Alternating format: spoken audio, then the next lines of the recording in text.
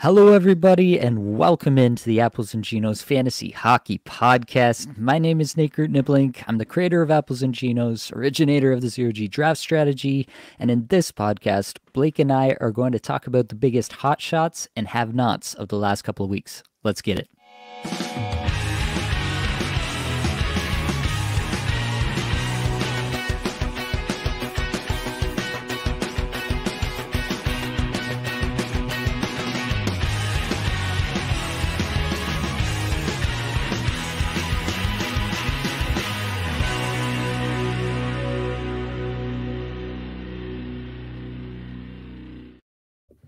Now, of course, I have your friend and my best friend who hosts all of the fantasy hockey podcasts known to man, Blake Creamer, here with me. Blake, how are we feeling tonight?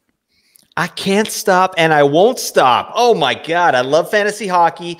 Yeah. If you're not aware, I actually, I had a great day today, Nate. I actually was a guest host over at the Keeping Karlsson Fantasy Hockey Podcast. I did that with a round table of Dauber hockey writers, and we had a super time. Yeah, we were just chatting fantasy hockey, just a bunch of hens clucking away. It was really nice. And also, buddy, I know I was talking to Nate offline here, but basically all my matchups are riding on the Seattle Columbus game. And does anyone want to watch a Seattle Columbus game? God, oh, this is freaking horrible. Oh, it's going off, but I don't know.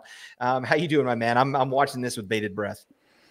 The only thing I'm really watching is our matchup in the Experts League because I've been catching up to you all week since you had a hot start, and now I just need a few more Bjorkstrand points, and I kind of need Joey Decord to drop the ball here. That's also something I need. So I don't know how likely that is. We just got on. The game just started, and it's already 3-0. I'm a little bit worried that they're pulling Tarasov. I haven't seen anything about that just yet, but that wouldn't be shocking given how the early game's gone here. So you might pull this one out.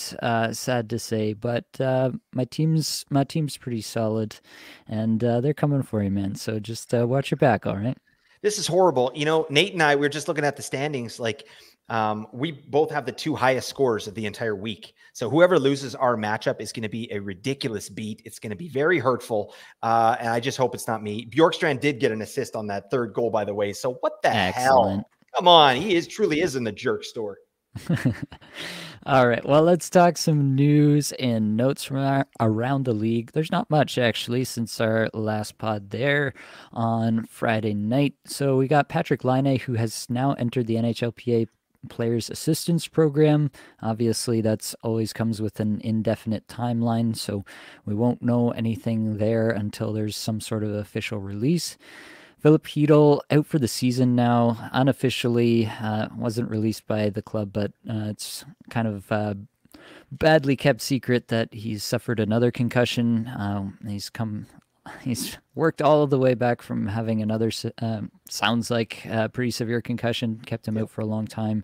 So really tough to see. I hope, honestly, at this point it starts to become a little bit more about the player's well-being overall and less about the hockey. So best wishes out to him for sure. Justin Falk was held out again with an undisclosed injury. I think at this point they've only got one more game before the All-Star break and this week upcoming. There's a good chance he's not back until after that, in my mind.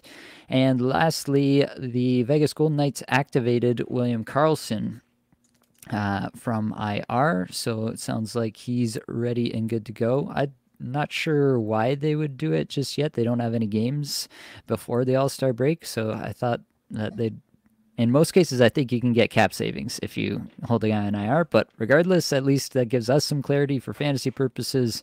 William Karlsson is back. I actually had him on IR because I was streaming him the week that he happened to go on IR, and so I just threw him on IR because I had the room, and he came back, and I dropped him. So that's about where I'm at with William Karlsson these days. Maybe he'll be good again, but I'm not banking on it just yet. Anything sticking out for you, Blake? Any news I might have missed? Oh my God, that William Karlsson news. That's groundbreaking. Oh my God. Definitely. All right, let's talk some hot shots here. We got to start things off with our boy Kirill Kaprizov. 6 goals, 9 points in his last 5 games. Skating almost 22 minutes a night is Kirill Kaprizov, single-handedly trying to will the Minnesota Wild to victories. And that's a pretty tall task these days. If you've checked out any of Minnesota's games, you will absolutely know what I'm talking about there. But yeah, Kirill Kaprizov absolutely doing the thing over the last little bit. 144th in shots per 60, 218th in individual scoring chances for per 60. Kind of ironically, this is one of the worst stretches of the season for him in terms of the underlying stats, but the pucks are going in. So, you know, it's just a case of things evening out. I've said this about a million other players, and I'll say it about a million more before the season's out. Sometimes you're doing everything right and the puck's not going in. Sometimes you're doing everything wrong, but the puck is going in. And sometimes you just don't need to take that second and third shot because the pucks are going in. So I think this is obviously good for Kaprizov. Get the confidence up. I'm absolutely certain he'll get back to form in terms of the shots on goal and the scoring chances sooner rather than later. I'm not worried about that being a little bit down. Just checking out the game log, like 5, 5, 3, 3, 5, and then he had one game where he had 0 shots randomly, and then 2 shots, 4 shots. Like if you just take out the one outlier game there, then I'm pretty sure this number would look a lot better on the season. 71st in shots per 60, 47th in individual scoring chances for per 60. On ice numbers even better. Clearly the driver of the bus in Minnesota on the season, pacing now for 37 goals, 88 points. Do you think there's some headroom still here for Kaprizov beyond this pace, Blake? Or given the state of the Wild, is this what we should expect as a ceiling?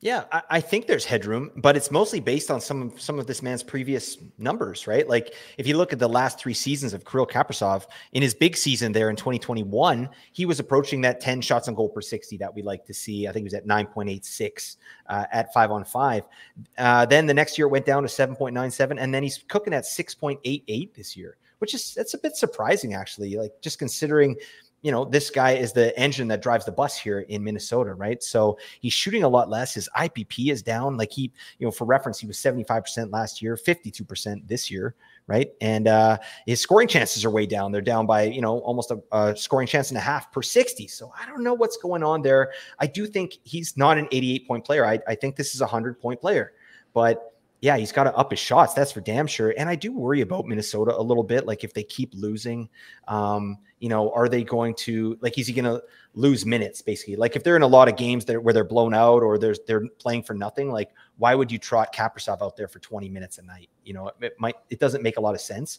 So yeah, I'm keeping an eye on it, but yeah, Kaprizov is a full go. This guy's a beauty. I do think there's a 100-point upside, but I'd like to see those shots on goal come up. And this stretch here, 9 points in 5 games, it's a great place to start right now. Let's get those metrics going. For sure. Yeah, the one thing that really sticks out to me with Kaprizov right now, 65% IPP, his first 3 seasons in the league, 78%, 80%, 77%. You still got plenty of headroom there on the IPP for him to be collecting, what is that, like an additional somewhere in between 15 and 20% points. Yeah. So there's definitely a lot of headroom there in my mind, getting him back to, I think I projected him for just over 100 points, if I remember correctly. So yeah, me too. Yeah, I think he is having a down season in terms of some of his individual stats, but I don't really fault him for that, to be quite honest with you. It's an outlier compared to the last 2 seasons. I'm not really concerned about it overall, like in terms of his long-term, like dynasty or keeper kind of outlook. But even despite that, he's gotten the kind of appropriate rebound and on-ice shooting percentage that I predicted. It's really just been a little bit lower on the shooting percentage overall, and the IPP being really down. So hats off to Kirill Kaprizov. I still think there's more to give here, but happy to see it going in the right direction for him, at least personally, in the last little bit. All right. Who's this next player here? Blake, can you give us the lead in?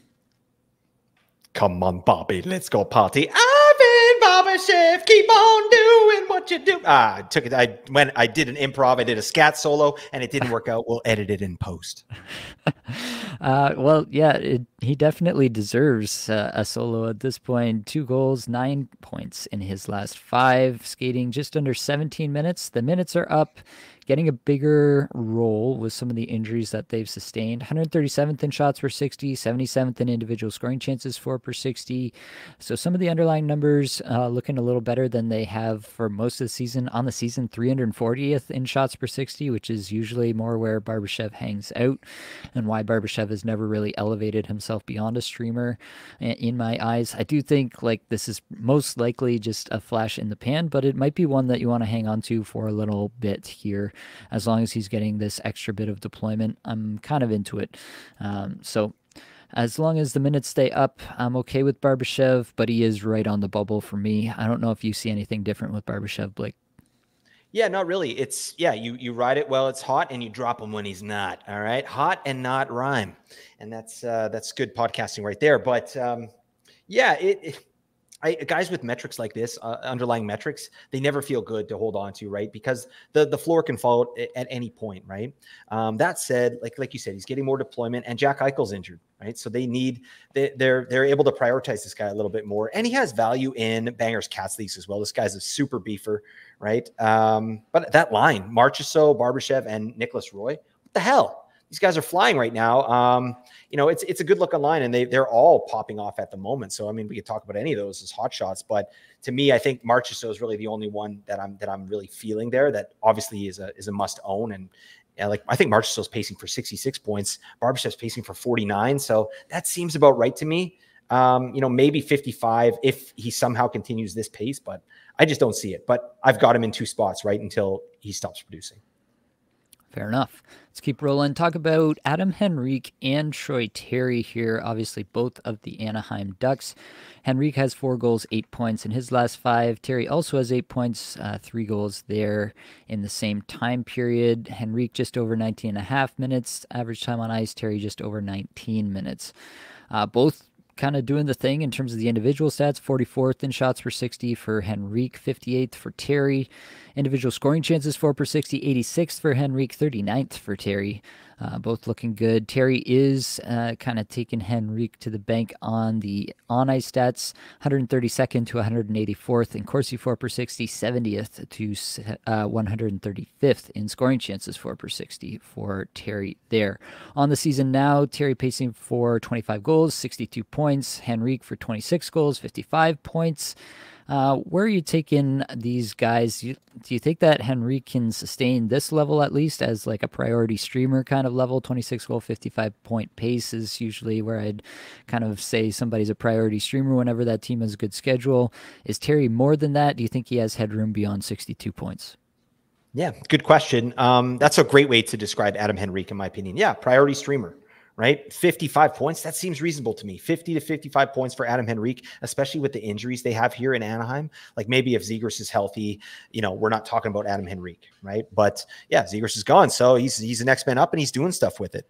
So Henrique is a guy I would definitely pick up if Anaheim had a good schedule. He also gets some nice, he's got 4 shorthanded points. I just noticed that on the season. So that's kind of a nice little piece as well. But yeah, it's not a player you're ever getting excited about, right? But it's been a nice little stretch. But for me, Troy Terry, yeah, he's a must-own player. We've talked about Troy Terry on and off through the season. He's had his, ups and downs, and I'm glad to see that he's kind of popping off currently here. A 62-point pace. I think that should be floor Troy Terry, but that might be where he lands, honestly, like 62, 65 points. I think he has a 75-point ceiling. I think that's kind of closer to where we projected him, but it might not happen. I mean, the Ducks are not a good team, and with Zegras out, and they've been kind of prioritizing other players as well at times, like Mason McTavish, Frank Vetrano. They're getting a bunch of minutes as well. So, yeah, I could see Troy. I could see this being where Troy Terry lands season end here, but yeah, it's a nice player, and hopefully you held on to him or picked him up off waivers because that's where he lived for a little bit, didn't he? Yeah, definitely. And I mean, he's still widely available in a lot of leagues. I think, what was it, 38% roster just come into my mind that we talked about in the waiver wire show.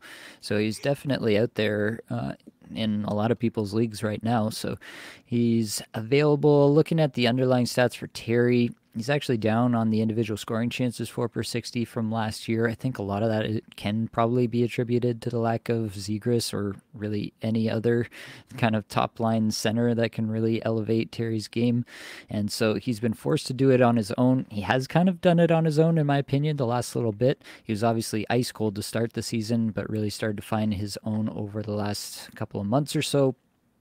I think Terry could potentially be a 70-plus point pace guy from here on out. I think he's got potential beyond that, but it's unlikely to be unlocked in Anaheim. As far as Henrique goes, I'm really cautious. I don't think he's more than a streamer. He's had some nice runs here.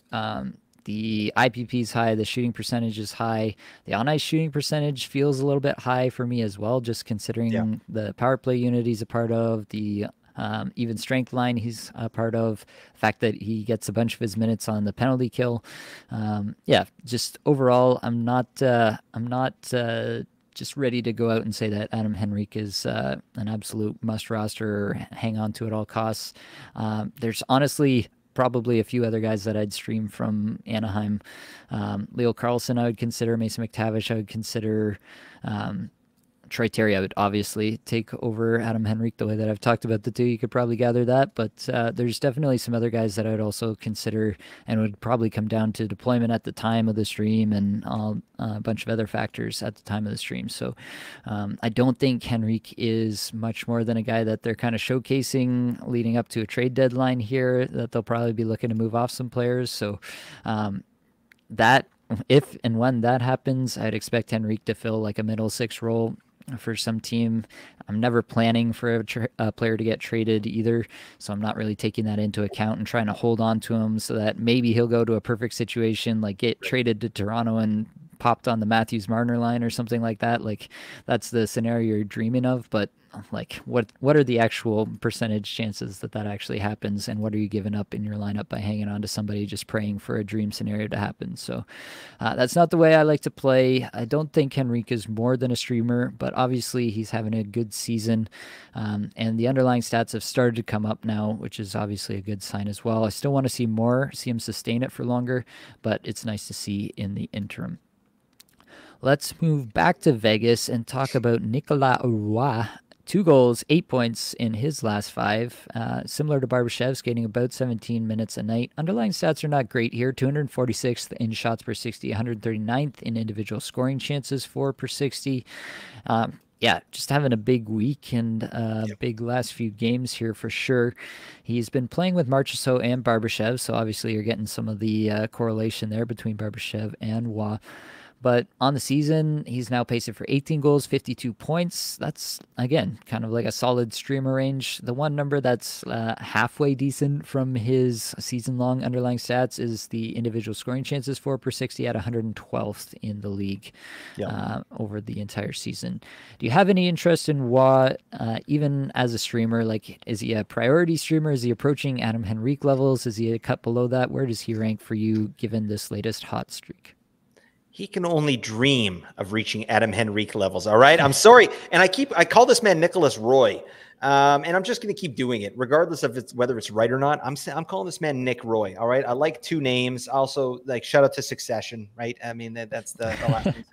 There you go. It's Nicholas Roy until further notice. But anyways, yeah, I'm not very interested in this player. Yeah, he's popping off. And when Vegas has a good week, you stream him in. But this week, like, you're not rostering Nick Roy. Like, or Nicolas Roy.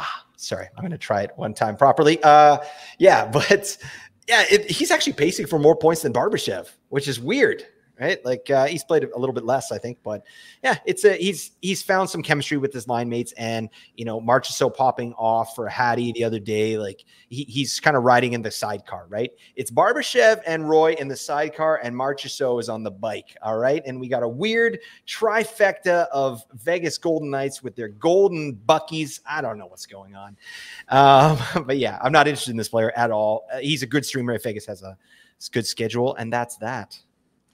Yeah, for sure. It'll obviously be interesting to see what happens with Carlson coming back and then Eichel after that. See where this guy slots in the lineup. Typically, he's been a third liner, just elevated because of injury of late and producing, to his credit.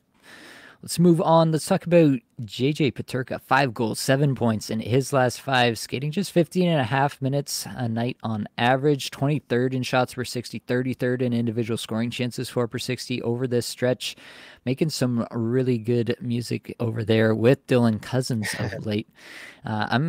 I'm pretty in on Peterka. Like, you look at his overall numbers on the season: 47th in shots per 60, 96th in individual scoring chances for per 60. The on ice numbers don't look as good, but he's been in the middle six for pretty much the entire season. So he hasn't, basically the top. Nearly the top 100 players in all of these metrics are guys who get like top power play exposure and get a bunch of power play minutes, and that's not been Peterka. So I'm not going to fault him too much for being ranked down in some of those, just given the deployment that he's had so far, and also like given how bad Cousins was at the start of the season, who was one of his typical line mates. There just wasn't anybody to elevate Peterka. He was doing it himself. On the season now, on pace for 30 goals, 57 points. I'm pretty interested in Peterka. Like, I don't think the problem here is that you feel like the top power play is pretty entrenched, and even when there's been openings, it's been between Cousins and Middlestat who have gotten those first looks. Do you think that there's upside for Peterka, or is he just kind of sentenced to this role of like really good second liner who scores at like a 25 to 30 goal pace and a 50 to 55 point pace? Yeah, I'm kind of more on the latter there. Yeah, it's unfortunate, right? Because I don't know about you, but every time I go to the waiver wire and like I sort by season rank, the first guy is always JJ Peterka. It's like, oh damn, but I don't want a guy that's getting 14 minutes a night on power play too, right? But like you said, the underlying metrics have been stupid for this guy all year. Stupid good, right? Like he's bubbling under the surface, just needing that opportunity, needing that deployment. And if he ever gets it, I think we're looking at a 70-point player, right? Like a minimum. I like this player a lot, but yeah, and I'm glad he's popping off right now, but that's on, an 88% IPP over the last 5 games, 31% shooting over the last 5 games. Like, yeah, obviously he's going off, but it's not something that I trust moving forward, right? I think he's a great supplementary piece. He could be on a roster, and that makes total sense, like a 57-point pace. Yeah, you can roster a player like that, especially with these underlying metrics, but I don't expect him to go to power play 1 unless there's injuries. And yeah, he's in that middle 6. So I don't know. I'm out on JJ Peterka because it's not exciting, but like if there's any change in deployment, I'm grabbing him immediately. Yeah, I think that's where I'm at as well. Like, really, I just want to be checking out where he's fitting into the lineup. It's a player that I want to have kind of at the forefront of my mind, and not just let him be somebody else in my league gets whenever that promotion does happen, if it does happen. So he's definitely somebody that I want to be keeping a close eye on and watching for any sort of movement in the Buffalo lineup. Like, there are some teams I feel like too where like I just kind of don't care about the lines, and I don't think that it's gonna matter that much no matter who gets elevated. Like, I'm just not excited about any of the players who could get elevated. But Buffalo is not one of those teams, because I do think that Peterka is a guy who, if he gets elevated, I'm constantly watching to see if Cousins is on the top power play, because that's a guy that I'm interested in, right? So these kind of things, sometimes there are just teams that you got to watch a little bit more closely than others and be the first to move if something does break for one of these players with the good underlying stats. Another player with some good underlying stats as of late, Pia Suter from your hometown Vancouver Canucks. He's got 4 goals, 6 points in his last 5, doing pretty much all that damage in the last 3 here. In fact, all of that damage in the last 3 since getting elevated to the Miller-Besser line and the top power play unit. Pia Suter's been on a heater. He's got 4 shots, 4 shots, 3 shots, couple of power play points all mixed in there, but he's 4th in the entire league in individual scoring chances for per 60 over the last little bit, while skating over 17 minutes a night. So he's getting a good combo there. On ice stats look great: 44th in Corsi for per 60, 15th in scoring chances for per 60. What do we make of Pia Suter, and are you staying up for the Monday rollover tonight, Blake, to add some Pia Suter? I'm not asking for any of our leagues together, just FYI. You bet your sweet bippy I am. Damn, I'm in for this. I mean, as long as he's getting this deployment, I'm in, right? It's a no-brainer to me. This guy's a Swiss Army knife. I've said that before, but he can play up and down the lineup, but he's playing with Brock Besser and JT Miller at even strength, and he's on top power play. And I don't see top power play going away. They're not going to give it back to Kuzmenko. This guy's, he can't even get out off the bench in the third period. Neither can Ilya Mikheyev. So yeah, they're loving Suter and what he's bringing to the table, and he's got chemistry with these guys. So I am absolutely in on Pius Suter. I think this is a player that not a lot of other fantasy managers are on. And the good thing is we've got another week to let this man cook, right? Vancouver has a great schedule next week. They play 4 games in the second week of the 2-week matchup, right? So you could very easily go grab Pius Suter this, on Monday morning and just hold him for your lineup and, use that week to sort of assess if you're going to keep him moving forward, right? I'm not saying he's going to be a rest of season hold, but with this type of deployment and look at these shots, this is excellent. And then 4th overall in individual scoring chances, 4/60. Damn. Yeah. I'm in on this player, and I think you need to get him. He's earned a 1-week stream for us to suss out what he's capable of doing here. Yeah, I just want to make the point that this is exactly the kind of player that I like to be in on and find out, because he does have the good schedule in the week upcoming. And so you're looking at a guy who the underlying metrics look good. The deployment looks really good. He's 1% rostered in Yahoo right now. So he's definitely available in pretty much all of your leagues. So you go out and you add Pius Suter now. I was saying on the waiver wire show that I wasn't sure if I really wanted to be in on Suter because I wasn't sure how long the power play deployment was going to last. I mean, he scored another power play point in the last game. Power play was working. It has to be the odds-on favorite at this point. And just given the metrics and everything going on, it would be pretty surprising at this point for them to change it up for the first game back from the All-Star break. So I am now kind of shifting my tune on that to say that I am in on Pius Suter. He's a guy that, like you say, you can grab him, use him for that week as a streamer. If it doesn't work out, if things change by the end of the week, then you just drop him. You didn't waste anything to acquire him. You don't have to feel super invested. If the shots go away, the underlying metrics go away, the deployment's still there, but he's not putting up points anymore, you can still drop him. You don't have to feel super invested just because of deployment or anything. You can really use this week upcoming as that kind of trial period and see what you really think might be the future moving forward. But at the moment, he's producing. In terms of rest of season, I'm with you. I don't really think that this is a player that's probably going to pop off for the entire season from this point onward. He's played 3 full seasons in the league at this point and never really popped in any sort of metric that we've looked at. Granted, he's been on some pretty bad teams, Chicago and Detroit, so he hasn't really had this kind of exposure to top-end players, and his individual scoring chances 4/60 up at 9 this year. That's definitely the best of his career, so credit to him for that. But overall, just given the track record here, you just can't get too excited and say oh yeah, based on 3 games, now the Pius Suter is the guy for the rest of the season. So preaching a little bit of caution there, but definitely a guy that, just given the schedule, everything lining up, this is a perfect time to grab a guy like this and just see what you have. And maybe he turns into something, maybe he does turn into that rest of season hold, but at least you get this pretty great opportunity where he's going to fit into your lineup perfectly. He's going to be that perfect stream for you, and you find out what you have.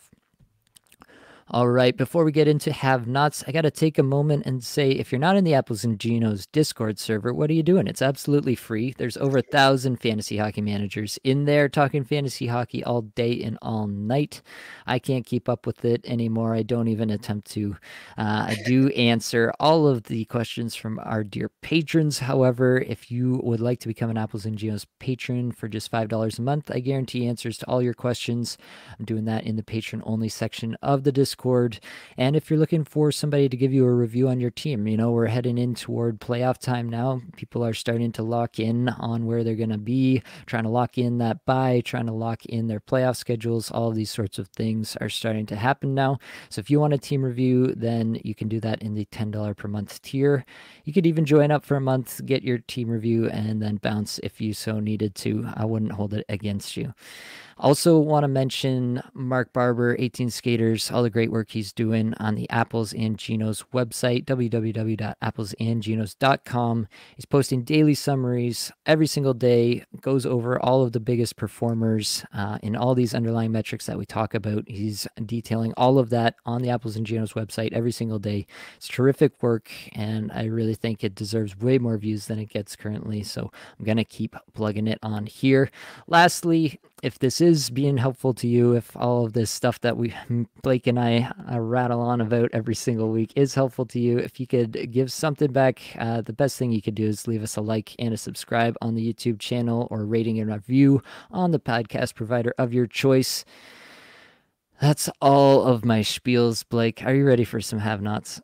Oh my God, you're jacking me up over here, buddy. Let's talk about the have-nots. I'm stoked. All right. First off, we got to talk about Kyle Connor. Things have not been the smoothest since returning. I know they got some injuries there, so I want to, preface things with that. Velarde's been out. Shafley's been out. They've been dealing with some things, but Connor's been getting 20 minutes a game, has just one goal in his last 5 games to show for it. Are you at all worried about Kyle Connor? Because this is coming back from an injury, right? Like, we know what Kyle Connor is. We feel pretty confident about that. But because he's coming back from an injury and he's not lighting the lamp the way that he was before, are you a little bit worried that there could be some sort of situation underlying here? No. I'm mildly concerned, but I don't think there's a situation that's going to affect him rest of season. Maybe there's a situation that's affecting him currently while he kind of gets back up to speed, right? I think he was kind of on the early end of his, diagnosis when he was supposed to be back, right? So he's just getting his legs here. And like you said, with the injuries there on the Jets, but I know you're going to talk about his underlying metrics. Like, they all look good, right? And this is, he's pacing for 77 points right now. Like, this guy's a prime buy low. Buy low on Kyle Connor. Winnipeg's a wagon. They're going nuts this year, right? Regardless of the injuries. And this guy's going to be a big part of it. He's the main piece of it, to be honest, right? So the fact that they're able to do what they're doing with him kind of getting shut out in the last 4 games, like, I think that bodes well, right? He's still shooting. He's getting a crazy amount of deployment. And, in the last 5 games, he's shooting 4.8%. You think that's going to stick? I don't think so. All right. This is a career 14.6 shooting percentage player, right? So 4.6, no, that's going to go up, right? Very clearly. He's going to get more points on the power play. So yeah, I'm not at all concerned about Kyle Connor. It's annoying for sure. And I'm just realizing as well, Kyle Connor also has a very long neck. And if you go to, frozentools, .com, you can see the picture I'm talking about. Actually, he looks like a thumb to me. He looks like a thumb with a red beard. I don't know. Take that for what it's worth. Shout out to Kyle Connor. You Kyle Connor. Anybody see Terminator? All right, great movie. Let's move on. Sorry, he's Kyle Connor. I'm not worried at all. I think we're looking at an 85 to 90 point pace rest of the season once he kind of gets going. Fair enough. Yeah, I'm not worried about Connor either personally. 22nd in shots per 60, 30th in individual scoring chances for per 60 through this cold stretch. He's doing everything but scoring, and he's doing it without the help of his typical line mates and typical top-end players there in Winnipeg. I have absolutely no concerns about Kyle Connor. The one thing I would say regarding the buy low is that the Jets have one of the worst schedules pretty much no matter what your fantasy playoffs are. So if you are going out to buy Kyle Connor, I'm not saying don't do it, because obviously he's a difference-making level player, and if you can get him for cheap, you should probably do that regardless of any kind of playoff schedule. But just a word to the wise that if you are starting to think about playoff schedules, if you're sitting pretty in first place, cruising towards a buy, something like that, then maybe Kyle Connor is not the guy that you want to look for. Maybe you're looking for somebody who actually adds to your playoff schedule. All right, Blake, let's keep talking about another disappointing player who's drafted pretty highly, Tage Thompson. Just 1 assist now in his last 5 games here, averaging just over 18 minutes a night, 181st in shots per 60 over this stretch. That's not good, but he's 12th in shot attempts per 60 over the same time period. So he's firing, he just can't hit the net to save his life. Also 194th in individual scoring chances for per 60, which is kind of unusual. So he's bombing away from distance, just missing the net, I guess. 73rd in Corsi 4 per 60, 118th in scoring chances 4 per 60. Nothing to write home about there. On the season now, pacing for 30 goals, 59 points. That is not what you signed up for if you spent a first-round pick on Tage Thompson this year, or even a second-round pick on Tage Thompson this year. I did it. I picked Tage Thompson in Cupful. Been able to do fine regardless of his lack of performance so far, but Yeah, it's a tough spot for Tage Thompson and Tage Thompson managers alike. What's your current read on Thompson, and what do you think his projection should be moving forward? Yeah, definitely very frustrating, especially with the draft capital he spent on this man. I don't know. That's such a weird discrepancy too in his numbers in the last 5 games, isn't it, Nate? Like 181st in shots on goal per 60 and 12th overall in individual Corsi for. So, buddy, hit the dang net. What like that? I like the 12th overall in individual Corsi for. That means like he's still putting pucks on the net. He's just not hitting it. So I know that makes me feel confident that the shots will come back. But yeah, 59 points. Oh no, he paced for 99 last year. So this is obviously not the player he is, but I think we have to temper expectations of what Tage might be this year. And I haven't heard anything, but I really do think that Tage is playing through a bit of an injury. Like he's not 100%. That he doesn't look right, and like these numbers don't make sense. It's just so hurtful too when you see Buffalo score 5 goals and Tage gets nothing. Like nothing. Casey Middlestad, buddy, he's getting three points a game right now. Dylan Cousins popping off. Tage, nothing. So I do think rest of season, like the underlying numbers are reasonable season long for Tage, but I think they could be a lot better. I think point per game, less than point per game, maybe 70 to 75 point per, pace rest of season for Tage, I think is probably floor with an 85 ceiling. But yeah, something's a little off there. Obviously, his power play performance too. Like he's fallen way off there. Last season, he shot something crazy like 24% on the power play. And this year he's shooting something like 9, right? He got 20 power play goals last year. This year it's something like 3. It's just ridiculous. So obviously on the power play, he's not been converting near the level that he was last season. And that's a big difference here. So if he can get going on the power play, then we can start feeling a little bit better about what Tage is bringing to the table. But yeah, for now, I think like a 70 to 75 point pace is probably where Tage lives. Yeah. Yeah, it's hard to disagree at this point. I'm trying to make sense of what's going on in Buffalo. Like under the hood, like at 5v5, this is a strong team. Yeah. They're top 10 in Corsi for percentage, in scoring chance for percentage, in their actual chance generation, 7th in Corsi 4 per 60. They're down at 14th in scoring chances 4 per 60, but still a top half team. And that's without Tage having a really strong impact on that as of late. So yeah, 5v5, this is a strong team. They do split the time up. Like obviously Tage is not getting like primo superstar level deployment, right? 18 minutes it's good deployment, don't get me wrong, but it's not superstar level deployment like 20 plus minutes like we see with a guy like Kyle Connor. So that part gives you some pause. It just takes a little bit of the edge off the ceiling that a player can give you. I'm not sure about the injury here. There was definitely a quote from the coach that I read at some point that at some point previously he had been playing through an injury, and that could have explained something that was going on at that point. But I've also seen that like he's had some of the hardest shots in the league recently. Like the one thing that the NHL Edge stats give us, highest max shot speed amongst forwards this season, 102.08 miles per hour against the Anaheim Ducks on January 23rd. Dang. Love that. So whatever it is, it's clearly not hindering him from shooting the puck pretty hard. Is hindering him perhaps from hitting the net, but yeah, so it's really hard to completely suss out what's going on here. I think you just have to kind of view Tage Thompson as a massive boom bust play for the rest of the season. And it's a tough spot to be. Like it's hard to get excited about a guy who you view as a boom bust player. I will say that the Buffalo Sabres do have a pretty terrific playoff schedule for if you're in playing on Yahoo and your weeks are weeks 23 through 25, you want to be interested in Buffalo players, basically, is what I'm saying, because they do have a pretty great schedule in all of those weeks. So there's that gives you a little bit of interest in potentially acquiring Tage Thompson, especially if his current manager is off on him. Perhaps they are, perhaps they aren't, but maybe it's worth poking around and finding out.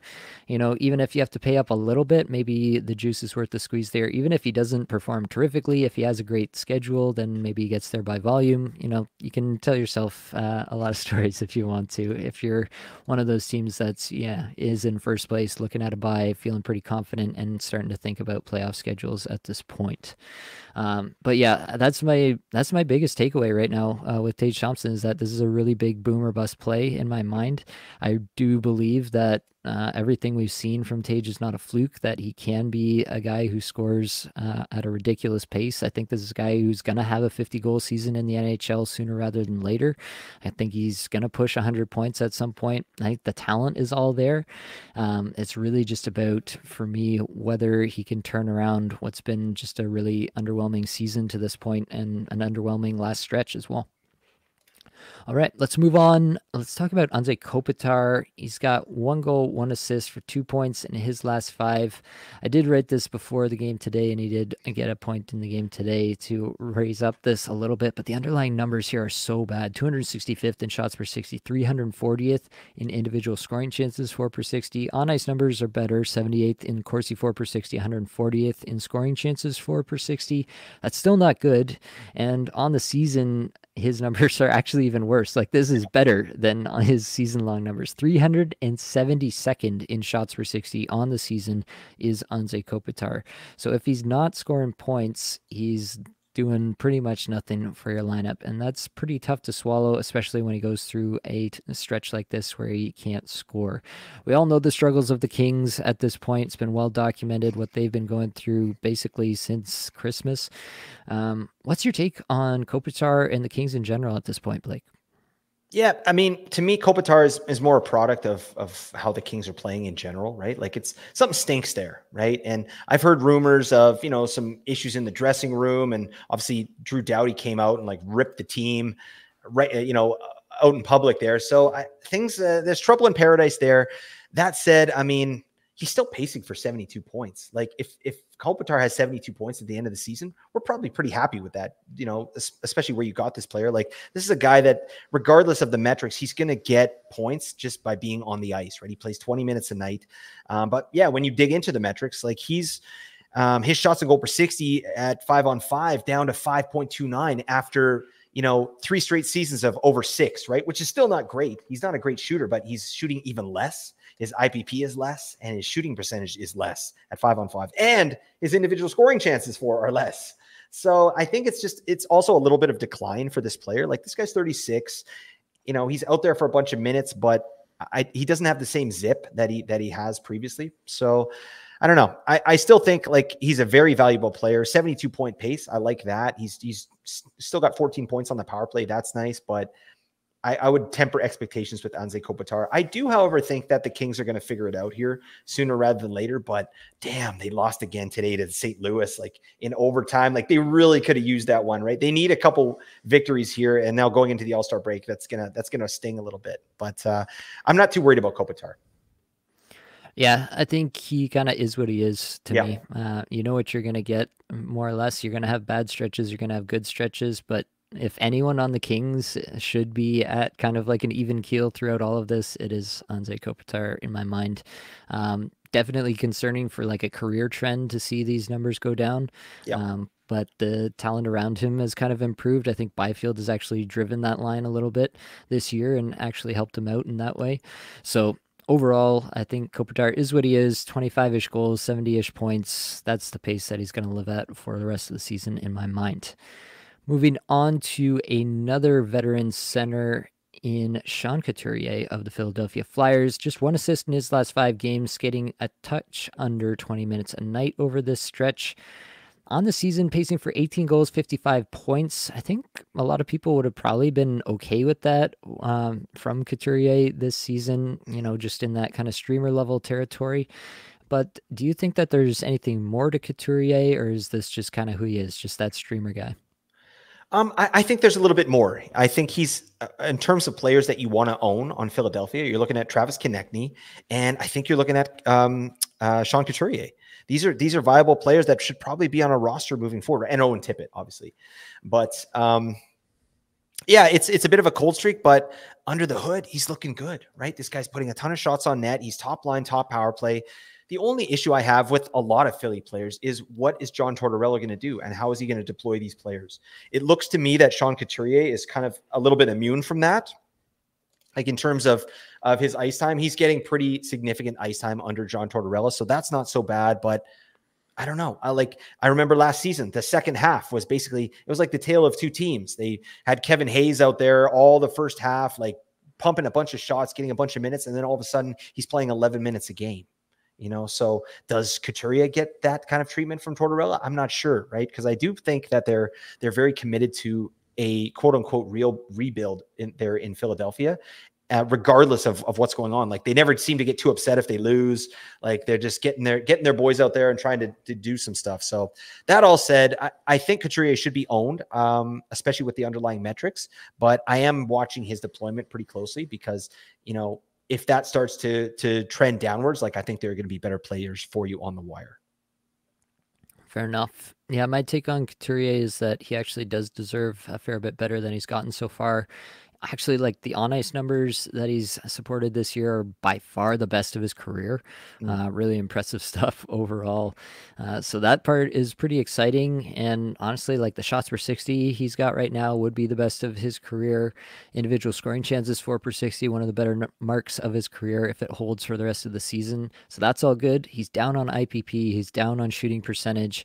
I think those things bump back up. I think you're looking at a 65-point player here nice. As a point pace rest of season for Sean Couturier. 27th in shots per 60 over this last stretch, 3rd in the league in Corsi 4/60 through these 5 games. I think honestly Couturier is playing at a really high level right now. It hasn't been reflected in the score sheet, but if there is one player who is immune to the John Tortorella syndrome, I do think it is Sean Couturier. He's just so invaluable to this team in so many ways, and I think he's just incredible, like 60+% Corsi 4 percentage.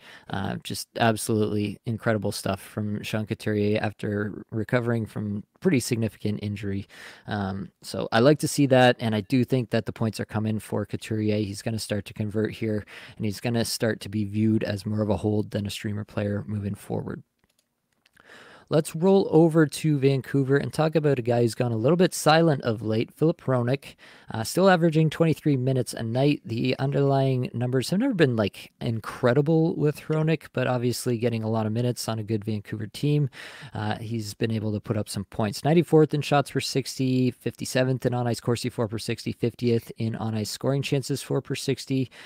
Yeah, kind of just okay. The shots per 60 number, not okay. You want him to be shooting more than that, for sure. But on the season, like it's not that far off. 77th in the league in shots per 60 on the season.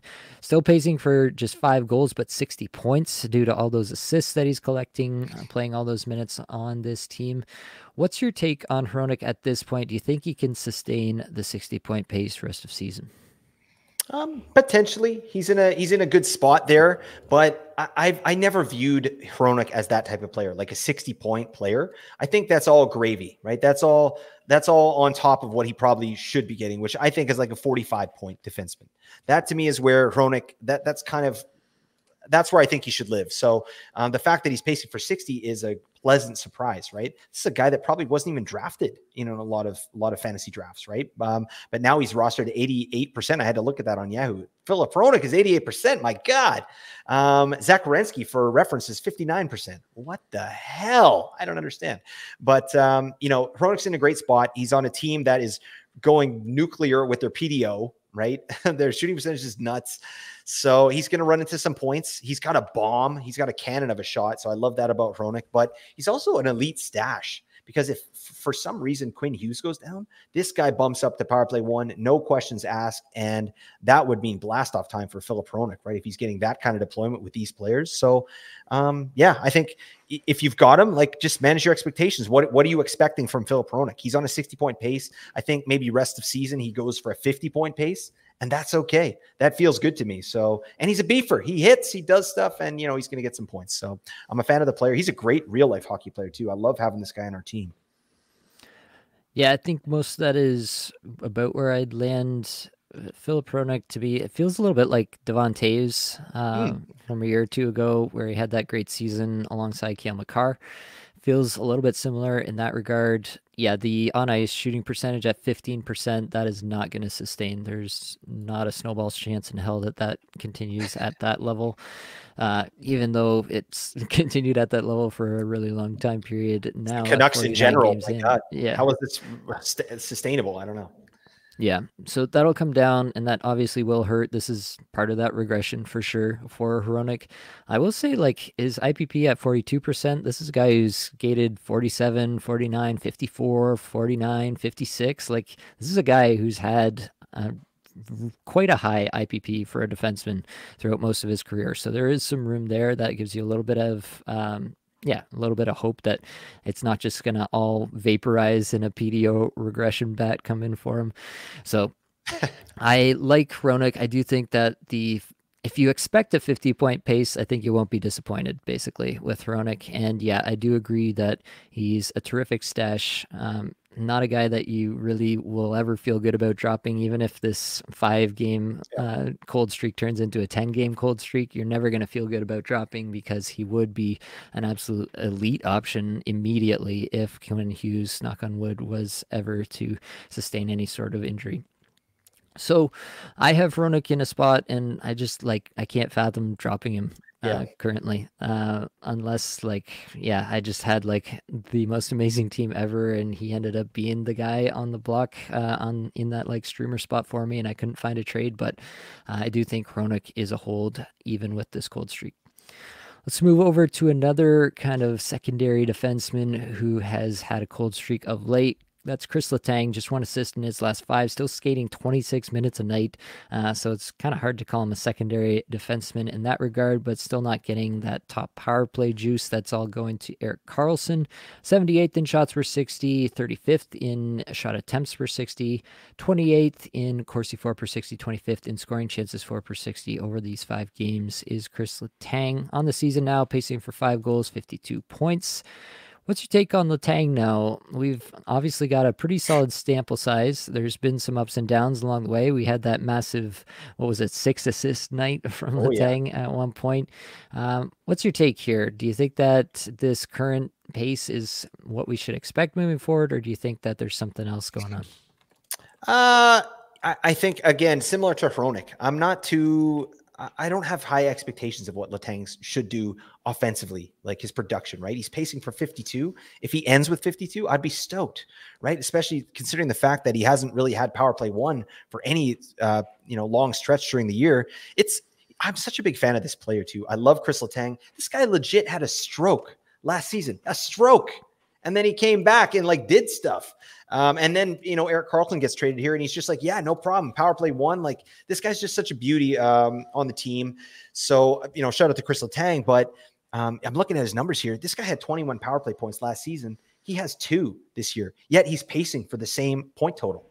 What a legend. I mean, damn, it's just a guy that's altering his game, a super valuable player. And obviously he hits and blocks. He's a mega beefer. So we like that about Chris Letang. But again, I'm not concerned. It's been 5 games, 1 assist. The ice time is insane. He's averaging 26 minutes. That's not, you're holding on to a guy like that, right? So yeah, all this to say, I think Chris Letang, definite hold. And he's, again, in that Hronik conversation. He's an elite stash. Karlsson goes down. Letang is an immediate going to power play 1, and he's going to light it up, right? This is a guy that got over 20 points last year on the power play. So I'm a big fan of the player, and I'm not too concerned. I just think he's had to change his role a little bit with Erik Karlsson in town.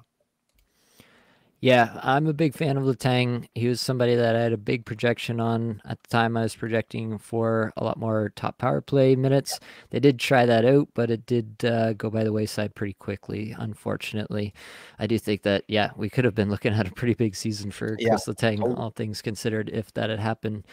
It is interesting. I'm just going back over what they did with the power play units. Letang was out with the Crosby Rust Gensel unit. Valtteri Pustin also on that unit. They split up Crosby and Malkin for these units, which is kind of a weird look.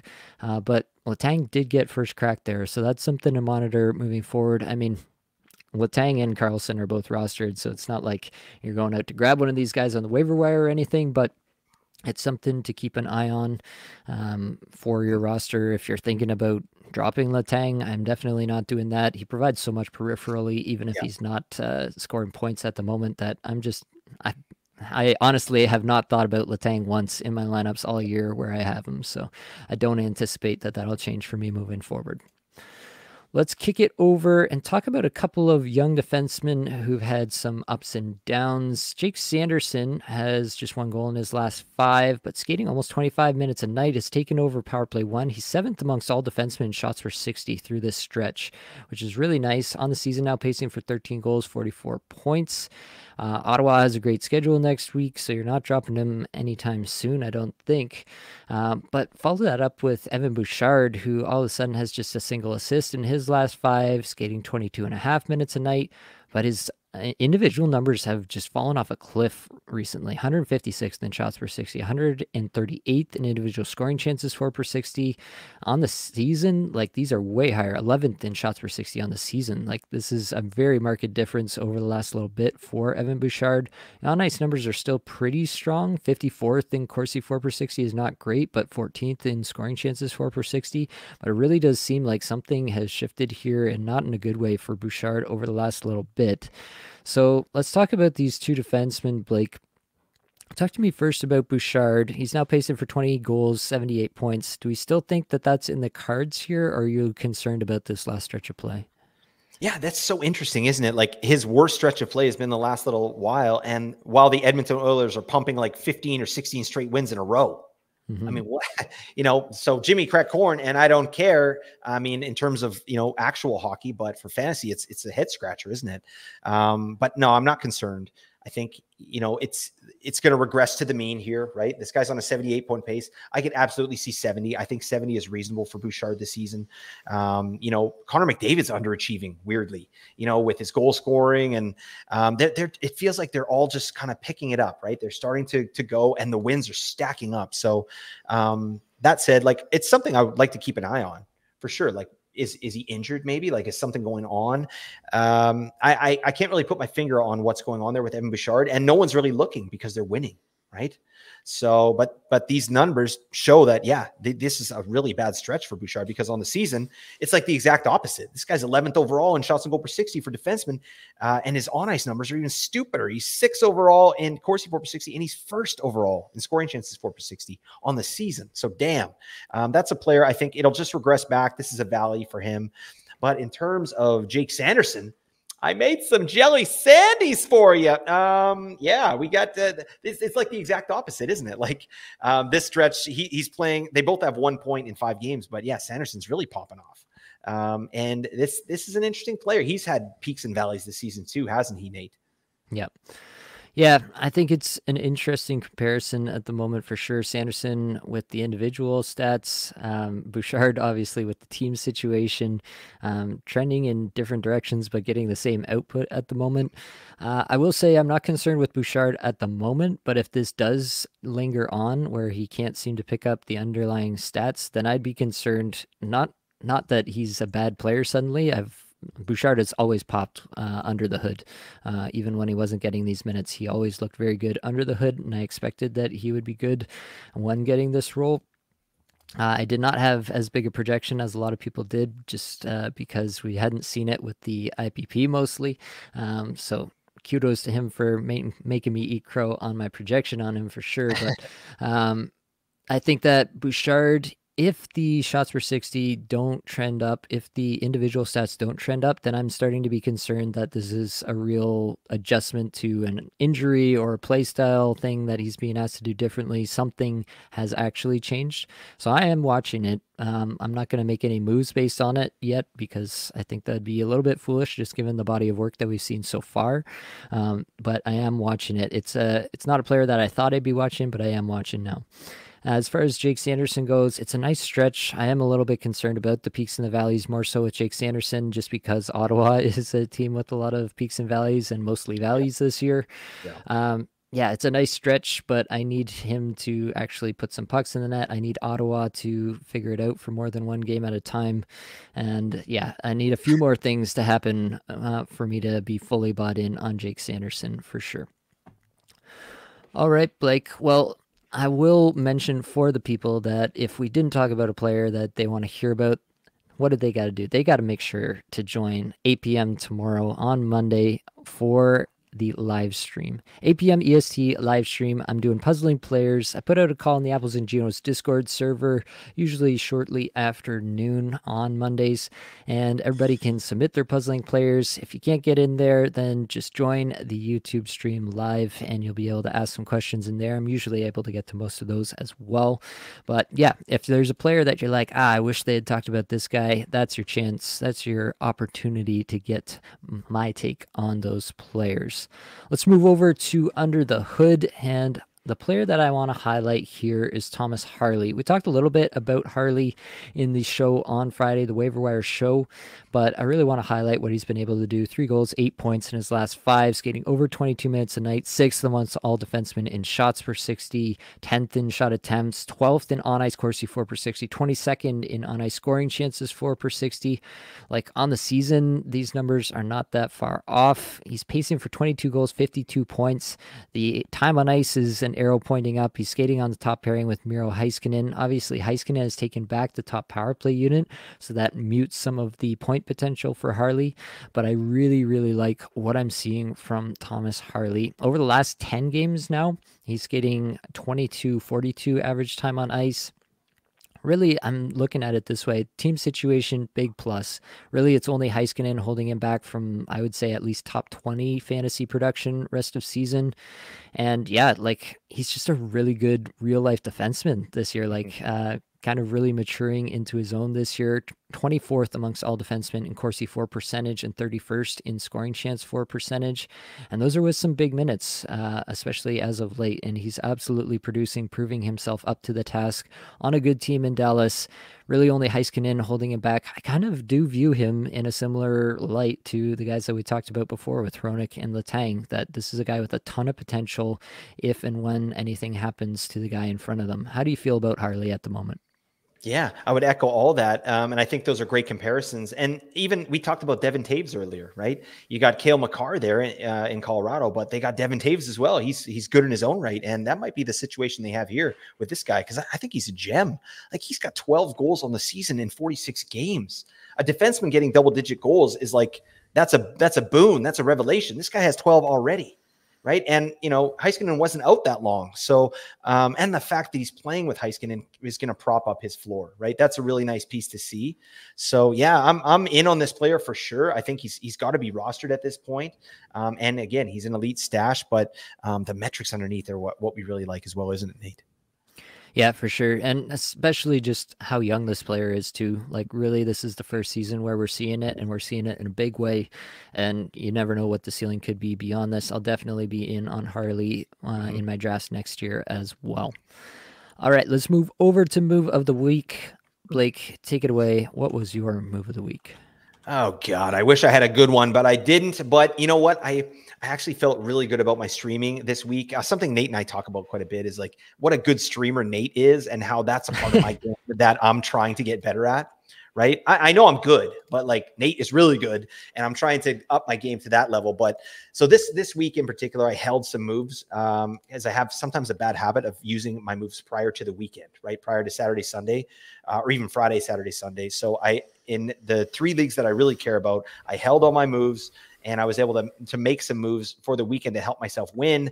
You know, we'll see. I'm still waiting on this outcome here, but as an example, I was able to pick up Damon Severson of the Columbus Blue Jackets for the Saturday, Sunday back-to-back with one of my moves. So I was able to get 2 moves where, yeah, if I would have used those up, like I just think it's really important to hold moves to give yourself some leeway, unless it's like one of those weeks where all the heavy nights are extremely heavy and all the light nights are extremely light, right?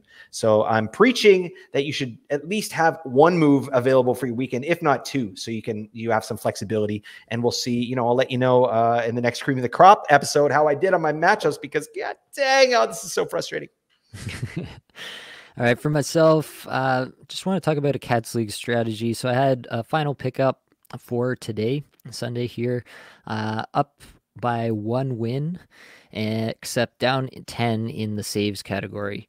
And I was looking at this. My opponent had Decord starting in this game here that's ongoing. I could have picked up Tarasov opposite, but I was looking at that and I decided to go with Chinikov from Columbus. because the goals category, very close. Power play points category, very close. Shots on goal, still within reach, a little bit on the high side to be thinking I could reach there. But if things rolled my way, it could have been the difference. So basically what I was thinking here is, if that matchup, if that game goes the way that I want it to, if Tarasov wins it over Decord, then, I've already got the wins advantage. I'm not gaining a category there, right? And what are the chances that Tarasov makes 10 more saves than Joey Decord? That's probably a pretty unlikely outcome. So give myself a chance in the most categories to make up some ground. Give myself a chance in goals, power play points, shots on goal, make up some ground there. That was the strategy, and it also correlates my outcomes, right? If Joey Decord had a bad game, I mean, we're through 2 periods now, and he's rocking a shutout. So don't say it. Oh, you I son said of a it. gun. What are you doing, Nate? Oh, sorry, Blake. I do apologize for hurtful. jinxing it. The people will know. We won't know, but the people will know when they're listening. If this was a true podcaster's jinx. But regardless, correlate your outcomes, right? If Chinikov randomly has a pop-off game for me, then that's obviously bad for Decord as well. And then overall, that just works out much better for my category league team. So think about that. Think about correlating your outcomes, especially when you're on this Sunday and you're looking for that final stream, that final push in a category or two. These are the kinds of things I think you got to be thinking about. All right. Unfortunately, the last order of business for this here is that we have to recap the head-to-head streamer deathmatch. It was definitely super close. It came right down to the wire. But unfortunately, Sam Bennett did score 28.25, a couple points this week, and Nick Schmaltz scored 7.5.